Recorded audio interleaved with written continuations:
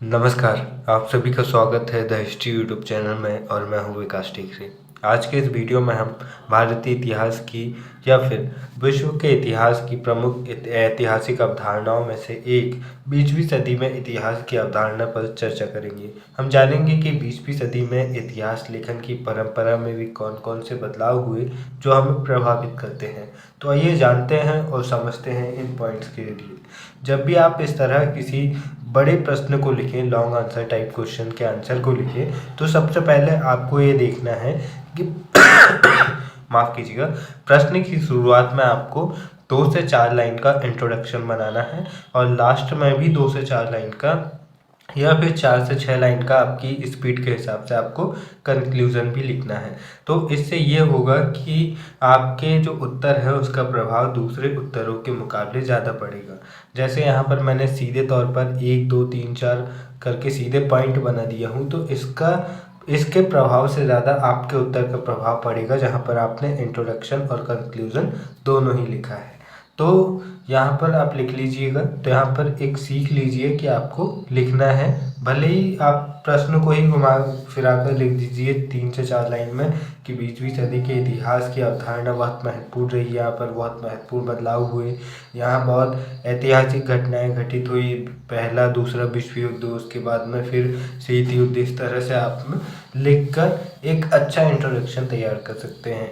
तो ये आइए यहाँ पर हम मानव कल्याण एवं भ्रातृत्व की भावना से जुड़े इस पॉइंट को देखते हैं। सर्वप्रथम H.G. वेल्स ने अपनी रचनाओं में मानव कल्याण, मानव प्रगति तथा विश्व भ्रातृत्व को यथोचित स्थान दिया। सार्वभौमिक मानव कल्याण में उनकी आस्था थी, वे आशावादी थे। तो यहाँ पर जो H.G. वेल्स है वो इस समय के इतिहासकार थे और वो आशावादी थे और मानव कल्याण को उन्होंने सबसे ज़्यादा जोर दिया है। तो यहाँ पर ज़्यादा कोई बड़ी बात नहीं है, आपको सिर्फ इतिहासकार के नाम याद रहने चाहिए। बाकी इन्होंने कोई बड़ी बात नहीं बोली है, यहाँ सिर्फ शब्द ऐसे हैं कि जो आपको समझने में थोड़ा टाइम लगेगा, लेकिन इनका अर्थ समझने पर आपको ये बहुत ही हल्के टाइप के उत्तर लगेंगे। और अक्सर ये प्रश्न में सिंपल तौर पर पूछे भी नहीं जाते हैं, सीधे तौर पर यही पूछा जाता है कि इतिहास की विभिन्न अवधारणाओं के बारे में बताइए। लॉन्ग आंसर टाइप क्वेश्चन में इस तरह से पूछ लिया जाता है। तो वहाँ पर आपको सभी प्रकार की अवधारणाएं लिखनी है। छः अवधारणाएं हैं जिनके बारे में आपको लिखनी है और 6 ही अवधारणाओं के बारे में वीडियो आपको MA फर्स्ट सेमेस्टर की प्लेलिस्ट में मिल जाएगा। दोस्तों, विश्व इतिहास के क्षितिज को सुशोभित करने वाले महान इतिहासकारों में अर्नोल्ड जे टॉयनबी का स्थान अग्रणीय है। 20वीं सदी की अनिवार्यता, सार्वभौमिकता, इतिहास तथा विश्व भ्रातृत्व की प्रेरणा से उनका प्रभावित होना स्वाभाविक था। यानी कि जिस विश्व भ्रातृत्व की बात H.G. वेल्स कर रहे थे, उससे ये भी प्रभावित थे। और सबसे बड़ी बात ये थी कि द्वितीय विश्व युद्ध के बाद जब धीरे धीरे ग्लोबलाइजेशन होना शुरू हुआ, सभी देश आपस में कनेक्ट होने शुरू हुए, तो एक भाईचारे की भावना प्रभावित हुई, एक भाईचारे की भावना निकली जिससे हर कोई प्रभावित हो रहा था। गिबन की ऐतिहासिक रचना रोमन साम्राज्य का पतन के बाद इतिहास जगत में इतनी महत्वपूर्ण ऐतिहासिक रचना करने वाला कोई इतिहासकार नहीं हुआ है जो गिबन ने लिखी है। फिर इसके बाद में तीसरा पॉइंट देखते हैं, नवीन अवधारणा का उदय। तो इतिहास की अवधारणा में उन्होंने सार्वभौमिक राज्य की कल्पना तो अवश्य की, परंतु इसका परिणाम मानव समाज के लिए कष्टदायक हुआ। उन्होंने यह स्वीकार किया कि इतिहास के विषय परक वस्तु ऐतिहासिक घटनाएं राज्य तथा समुदाय नहीं है। इतिहास अध्ययन का बोधगम्य क्षेत्र समाज है, यानी कि समाज का अध्ययन करना ही इतिहास है। और इतिहास उन घटनाओं का वर्णन करता है जो समाज के भीतर घटित होती है। समाज ही इतिहास का अणुतत्व है और विश्व की 26 सभ्यताओं के विश्लेषणात्मक प्रस्तुतिकरण के माध्यम से उन्होंने एक नवीन इतिहास अवधारणा का प्रतिपादन किया। तो यहाँ पर जो ये इतिहासकार हैं, उन्होंने सामाजिक इतिहास को भी जन्म दिया, यानी कि इतिहास में समाज को भी शामिल करने की कोशिश की और समाज के आधार पर इतिहास को लिखने का प्रयास किया। साथ ही कुछ इतिहासकार आपको देखने को मिलेंगे जो विज्ञान को भी इतिहास में महत्व देने लगते हैं। कार्ल मार्क्स द्वारा भौतिकवादी इतिहास की व्याख्या करने को उन्होंने मान्यता प्रदान नहीं की। किसी भी सभ्यता तथा संस्कृति के उत्थान में जातीय उच्चता, भौगोलिक परिस्थितियों का महत्व नगण्य होता है। यद्यपि यदि यह सत्य है तो हिटलर एक महान संस्कृति का प्रवर्तक हो सकता था। तो बहुमूल्य भूगर्भ पदार्थों से संपन्न अफ्रीका को अंधकारमय महाद्वीप की संज्ञा नहीं दी जाती।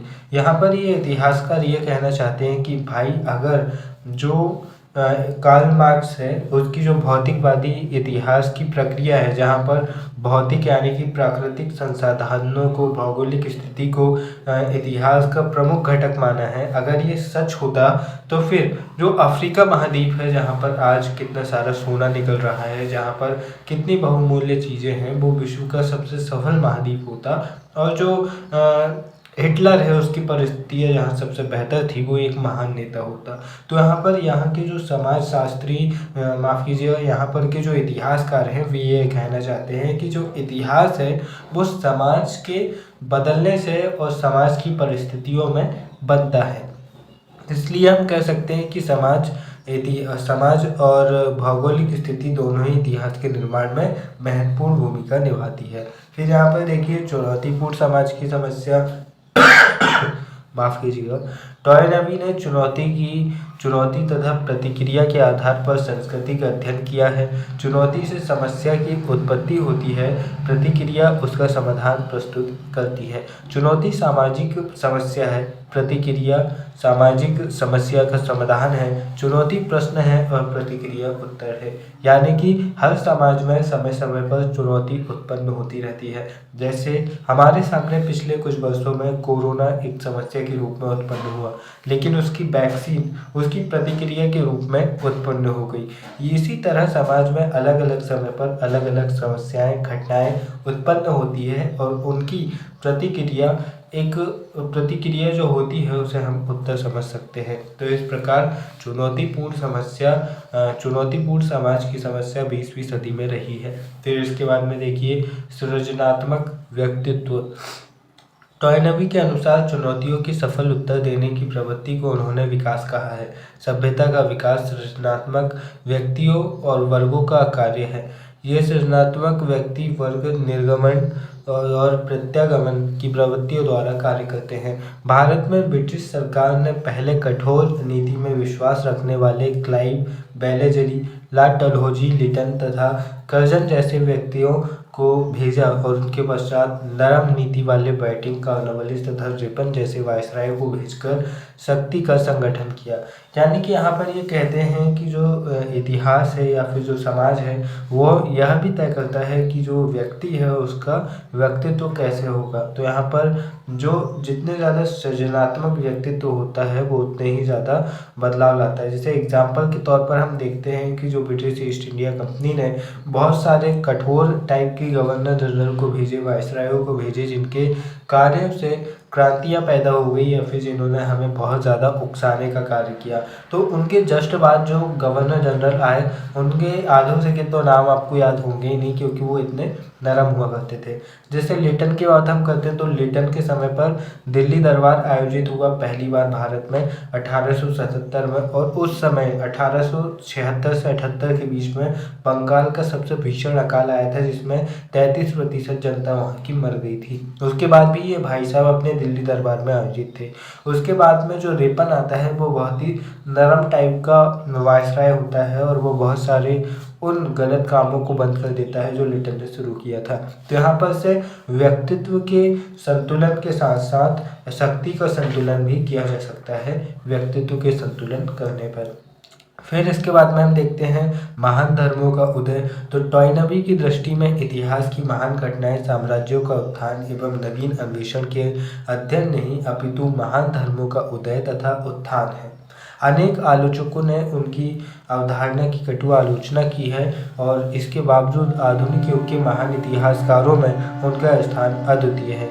यानी कि जो टॉयनबी कहते हैं कि जो इतिहास की महान घटनाएं हैं साम्राज्यों का उत्थान तथा नवीन अन्वेषण, यानी कि समाज का आगे बढ़ना, साम्राज्यों का आगे बढ़ना और नई घटनाएं, नए आविष्कार का अध्ययन नहीं है अपितु महान धर्मों का उदय तथा उत्थान है। यहाँ पर ये इतिहास पर ये कहते हैं कि जो इतिहास की जो महान घटनाएं हैं वो साम्राज्यों का उत्थान एवं नई खोजें नहीं हैं, बल्कि महान धर्मों का उदय होना इतिहास की महत्वपूर्ण घटनाएं हैं। तो यहाँ पर ये इतिहास को धर्म से जोड़ने का प्रयास करते हैं। हालांकि टॉयनबी की बहुत पिटाई हुई इस बात पे, लेकिन उसके बाद भी टॉयनबी अपनी बात पर आज तक अड़े हुए हैं, क्योंकि मना करने के लिए अब ये जिंदा नहीं है। इसके बाद में हम देखते हैं 20वीं सदी का चिंतन। तो यहाँ पर देखिए, 2 महायुद्धों के बाद एक बार एक दार्शनिक से मनोवैज्ञानिक ने पूछा कि तीसरा विश्व युद्ध कैसा होगा।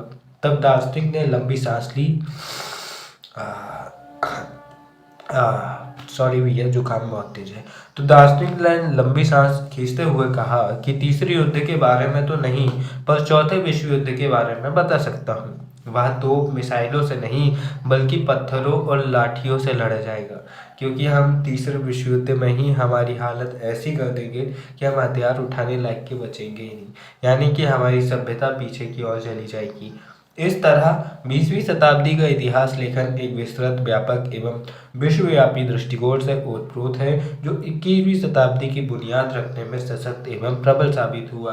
तो इस प्रकार से हमने यहाँ पर समझने का प्रयास किया 20वीं शताब्दी का विश्व इतिहास, और जो हमारी जानकारी थी इतिहास लेखन की इस किताब से थी, जिसकी राइटर है डॉक्टर S.L. वरे। दोस्तों, यहाँ पर आप और देख सकते हैं, यहाँ पर से शायद आपको कुछ नया मिल जाए जो आपके काम का हो, तो आप यहाँ पर से स्क्रीनशॉट ले सकते हैं 20वीं सदी के इतिहास के, जहाँ पर से मैंने नोट्स बनाया हूँ। हालांकि मैं कोशिश करता हूँ कि नोट्स ऐसे हो जहाँ पर आपकी काम की चीज़ें भी आ जाएं, जिनके ज़रिए आपको अच्छे नंबर में मिल सके, और वे सारी चीज़ें मैं बाहर निकाल दूँ जो आपके लिए ज़्यादा काम की नहीं है। यहाँ पर प्रश्न एक ही सबसे ज़्यादा बनता है इस उत्तर से, इस अध्याय से, कि भारतीय इतिहास लेखन की विभिन्न अवधारणाओं की व्याख्या कीजिए। तो आपको इसी प्रकार की 6 अवधारणाओं के बारे में बताना है, जिनके बारे में जानकारी और बहुत सारे इतिहास लेखन से जुड़े वीडियो आपको MA की अलग अलग प्लेलिस्ट में आपको चैनल में मिल जाएगी। वीडियो के अंत में बस इतना ही कहना चाहूँगा। गुस्ताव फ्लेबेर कहते हैं, जिस काम में हम नाकाम हो जाए उसमें मूर्खों को सफल होते देखने से ज़्यादा अपमानजनक कुछ नहीं होता। इसीलिए अपने आप को मजबूत बनाकर रखिए। पता चले आप जिसके लिए मेहनत कर रहे हैं उस काम में कोई और ऐसा आदमी सफल हो जाए जो बिल्कुल ही उसके लायक नहीं था, तो फिर बुरा बहुत लगेगा। इसलिए अपने आप को काबिलियत से भरपूर रखिए, मेहनत करते रहिए। फिर मिलेंगे अपने किसी और वीडियो में, तब तक के लिए नमस्कार, जय हिंद।